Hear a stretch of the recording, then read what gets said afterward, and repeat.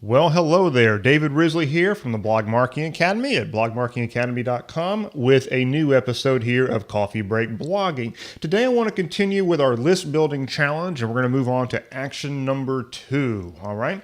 Now, if you've not yet read my flagship blog post called the Redwood Strategy, I recommend that you do. I will put the link to that right here with the show notes here, but click on over to that and check it out if you've not read it. Basically, the idea here is that you are going to not be constantly churning out new stuff, but you're going to go back and update old stuff in your blog archives over time in order to create big, massive Redwood posts, basically pillar posts. And I go over the entire process in that thing. Now, once you do that, it's going to be very clear that I'm really big on the long-term use of a blog post. I'm not one that just likes to create a bunch of unique stuff, okay? I like to build leverage. I don't want to build a content hamster wheel. Quite frankly, that's a big reason why I've reworked how I'm doing this very podcast.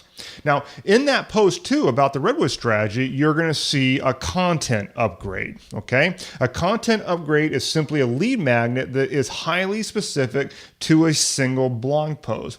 And as of this writing, the content upgrade that you're going to find inside that blog post about the Redwood strategy is converting at 11.27%. Now, 11% is much higher than a typical lead magnet conversion rate that you might see on a sidebar, okay? Sidebars, you might see something like 1%, maybe 2% on a good day in my experience. So converting it around 11% is one heck of a jump, right? So when you're using a opt-in plugin for WordPress, such as Thrive Leads, which is definitely my recommended plugin for you, then you can also set up opt-ins for your blog posts that do not distract from the blog post itself. See, one of the big problems with putting an opt-in form inside of your blog post is that very often, once you subscribe to it, the reader is taken someplace else. Okay, they're basically removed from the blog post and suddenly they're on some confirmation page, or maybe they're on a sales page, but it interrupted the reader experience. And we don't want to do that. We want them to opt in for our lead magnet and get onto our list, but we don't want to make it user unfriendly. So personally, I have found that with Thrive Leads, you can do something called a 3-state opt-in. Okay, it's a 3-phase opt-in, and it works like this. You've got the default state, which is what is going to show up on the blog post as soon as somebody gets there. Okay, and so you use the default state to show like a teaser of the content upgrade and a simple download button. Just say, here's what you can download right now as a free download, and then have a little button that says download now or something like that. And then you set the thing so that when they click on that button, it moves on to state number 1.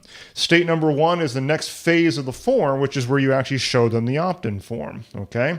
And then once they fill out the opt-in form, you move them on to state number 2, which is just simply an acknowledgement that they've opted in, that you are now sending them their free download and telling them that they can go ahead and continue reading the post, okay? So those are 3 different states: the default state, the opt-in form state, which would be state number 1, and then the acknowledgement.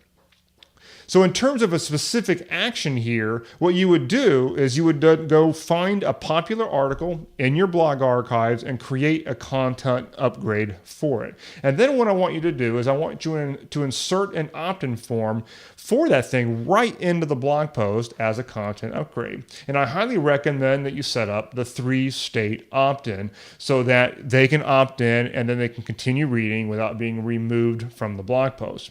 Okay? Now, this process is going to begin with finding out what your most popular articles are. Those are the ones you should spend the most time on right now.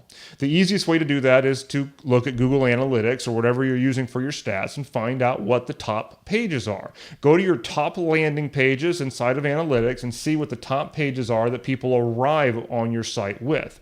If it's popular on your blog, it's going to be popular to grow your list with as well. And then for that blog post, I want you to brainstorm a potential free download that you can offer them, which is tightly related to that post. They came into that post for a reason, so now you're going to provide them with some little gift that they can walk away with and feel like they just got something useful from you. Now, I emphasize that word useful here, not long. As I said in the prior installment, we're not talking about some big ebook here, okay? This is something simple, like a checklist, a resource list, something like that. Set it up and then use Thrive Leads to build that 3-step opt-in for the blog post. And yes, if you have some other plugin already that's not Thrive Leads, go ahead and use that as well. If it doesn't do a 3-step opt-in form, it is what it is. Do whatever your plugin will allow you to do. But I definitely prefer Thrive Leads, and it makes those 3-step opt-in forms pretty easy to do. Now, if you want to go the extra mile, you can make a dedicated landing page for that same content upgrade so that you can promote it separately from your blog post. Now, I would definitely do that if I felt like that download could stand alone. Like if it could exist by itself without being within the blog post and still be useful for people, then maybe you want to go in and create that landing page. And I do that quite often, and I, of course, use Thrive Architect from Thrive Themes to build that landing page.